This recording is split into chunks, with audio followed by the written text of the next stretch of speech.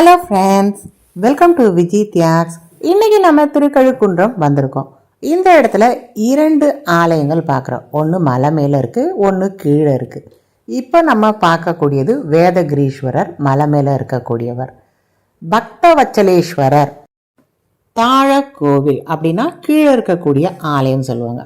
இந்த குளம் தான் 12 ஆண்டுகளுக்கு ஒரு முறை சங்கு பிறக்கக்கூடிய குளம் சொல்லுவாங்க.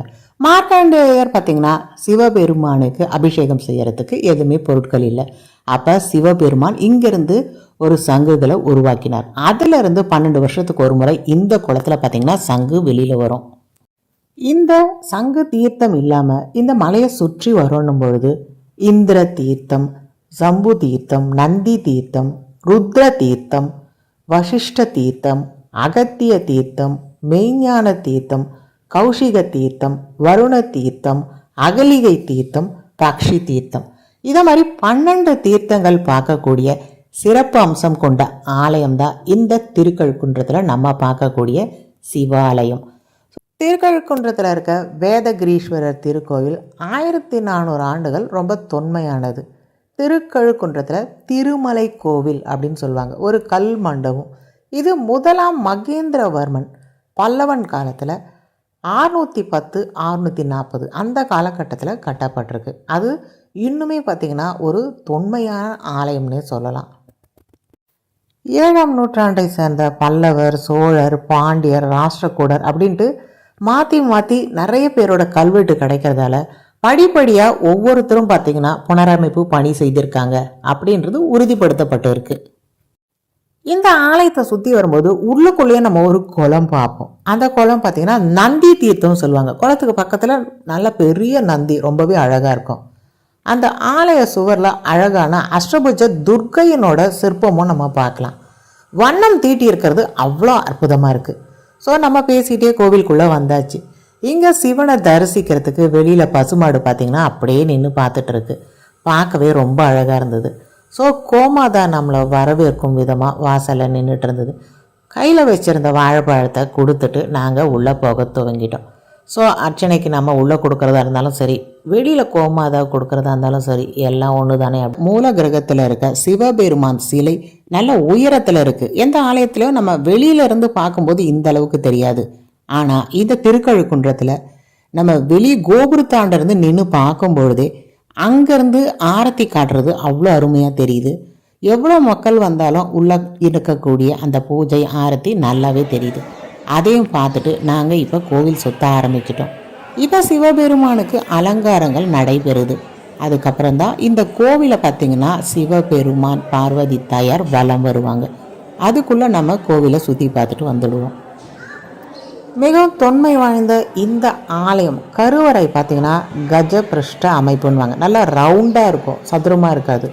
அதுக்காக தான் பார்க்குறதுக்கு நம்ம அந்த யானையோட பின்புறம் மாதிரி இருக்கும். அதுக்காக தான் கஜ பிருஷ்ட அமைப்புன்னு சொல்லுவாங்க. அதை தான் நம்ம மூல கிரகத்துக்கிட்ட இருக்க சுவாமியை சுற்றி வரும்போது உள் பிரகாரத்தில் பார்க்குறோம். கோயிலுக்கு வெளியில் பார்த்திங்கன்னா 5 தேர்கள் நிறுத்தி வைக்கப்பட்டிருக்கோம். சன்னதிக்கு எதிரில் உள்ள புகழ்வடைந்த அந்த சங்கு தீர்த்தம் நம்ம ஏற்கனவே பார்த்தாச்சு. உள்ள நந்தி தீர்த்தமும் நம்ம சுற்றி வரும்போது பார்க்கலாம். சங்கு தீர்த்தத்தில் 12 ஆண்டுக்கு ஒரு முறை கிடைக்கக்கூடிய அந்த சங்குகள் இந்த ஆலயத்தில் ரொம்பவே பத்திரமா வச்சுருக்காங்க. 108 சங்காபிஷேகம் சிவபெருமானுக்கு நடைபெறும் பொழுது அந்த குளத்திலிருந்து கிடைச்ச அந்த சங்குகளும் சேர்த்தே தான் வச்சு அபிஷேகம் செய்வாங்க. அதுதான் ஒரு தனி சிறப்பு. இந்த ஊரில் அந்த சங்கு பிறக்குது பாருங்க, அந்த குளத்தில் சங்கு தீர்த்தத்தில், அதை பார்க்குறதுக்கு மக்கள் ஆவலாக இருப்பாங்க. ஊர்கள்லேருந்து பல ஊர்கள்லேருந்தும் வந்தும் அதை பார்ப்பாங்க. இதுவரையும் நான் பார்த்ததில்லை. அதை பார்க்கணுன்றது எனக்கு ரொம்பவே ஒரு ஆசை.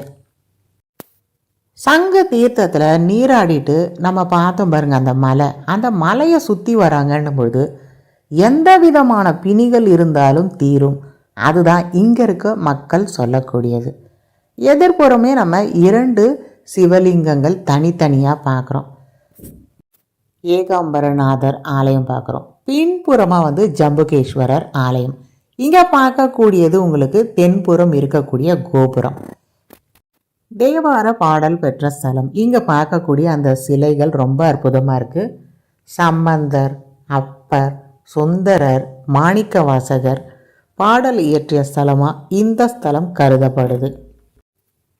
மார்க்கண்டேயர் வழிபட்ட ஸ்தலம், அந்த ஒரு பெருமையும் இந்த ஆலயத்துக்கு அமைஞ்சிருக்கு. முக்கியமாக பார்க்கும் பொழுது இறைவி மேலே நம்ம மலை மேலே பார்க்கக்கூடிய தாயார் சொக்கநாயகி தாயார், கீழே நம்ம பார்க்கக்கூடிய தாயார் திரிபுர சுந்தரி தாயார். தலை மரம்னும் போது நம்ம பல ஊர்களில் பல மரம் கேள்விப்பட்டிருப்போம். ஆனால் இங்கே வாழை மரம் தான் சலவிருட்சமாக கருதப்படுது. நீங்கள் திரும்பி வர அந்த தோட்டங்களில் பார்த்தீங்கன்னா முழுக்க முழுக்க நிறைய வாழை மரங்கள் தான் நம்ம பார்ப்போம். வேதங்கள் ஒரு மலையாக அமைஞ்சதால தான் இந்த மலை பார்த்திங்கன்னா வேதகிரி அப்படின்னு சொல்லுவாங்க. அங்கே இருக்கக்கூடிய சிவபெருமான வேதகிரீஸ்வரர் அப்படின்னு அழைக்கிறாங்க. இப்போ நீங்கள் பார்க்கக்கூடிய இந்த ஆலயம் ஆத்மநாதர் ஆலயம். அதற்கு பக்கத்தில் இருக்கக்கூடியதான் ஏகாம்பரநாதர் ஆலயம். சுற்றி வரும்போது இங்கே விநாயகரை தரிசிச்சுட்டு அடுத்தது ஜம்புகேஸ்வரர், அங்கே இருக்க சிவபெருமானை தரிசிச்சுட்டு இங்கே ஒரு மேடை மாதிரி அமைச்சிருக்காங்க. அது மேலே நின்று நம்ம பார்க்குறோன்னும் பொழுது இந்த ஆலயத்தில் இருக்க எல்லா கோபுரங்களும் தெரியும். இப்போ எல்லாம் வரிசையில் நின்று பார்த்துட்டு இருக்காங்க. இவங்க எல்லாம் போனதுக்கப்புறம் நான் உங்களுக்கு ஏற்றிட்டு என்னென்ன கோபுரங்கள் தெரியுதுன்னு காட்டுறேன். இன்னும் ஒரு சிறப்பு அம்சம், அந்த மலை மேலே இருக்கு பாருங்க வேதகிரீஸ்வரர் ஆலயம், அந்த கோபுரமும் இங்கே தெரியும். அதுதான் ஒரு தனி சிறப்பு. வந்தீங்கன்னா கண்டிப்பாக இந்த இடத்துல நின்று எல்லா கோபுரத்தையும் ஒரே இடத்துல பார்க்குறது தனி சிறப்பு. நாங்களும் பார்த்தீங்கன்னா எல்லா கோபுரத்தையும் கவுண்ட் பண்ணி பார்த்துட்டு இருந்தோம். என்னென்ன கோபுரம் பார்க்கலாம். ஸ்டாண்டு மேலே ஏறி நின்று பார்த்தீங்கன்னா உங்களுக்கு எல்லா கோபுரமும் பார்த்தீங்கன்னா அழகாக தெரியும். அங்கே ஒரு கோபுரம் தெரியுது, 1, இது ஒரு 2, அங்கே பார்க்குறது மலை மேலே இருக்க கோபுரம், இது 3, இது பார்த்தீங்கன்னா 4, இது ஒரு 5, அடுத்தபடி இங்கே 6வது கோபுரம்.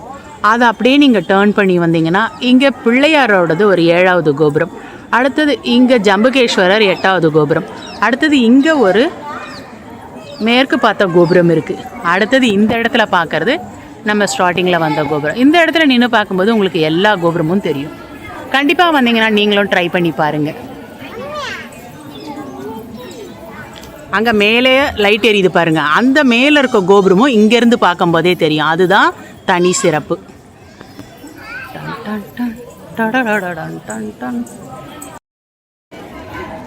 அனைத்து கோபுரங்கள்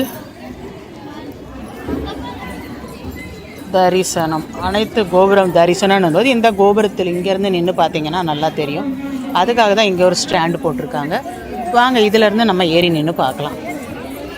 ஓம் நம சிவாய, ஓம் நம சிவாய, ஓம் நம சிவாய, ஓம் நம சிவாய, ஓம் நம சிவாய, ஓம் நம சிவாய, ஓம் நம சிவாய, ஓம் நம சிவாய.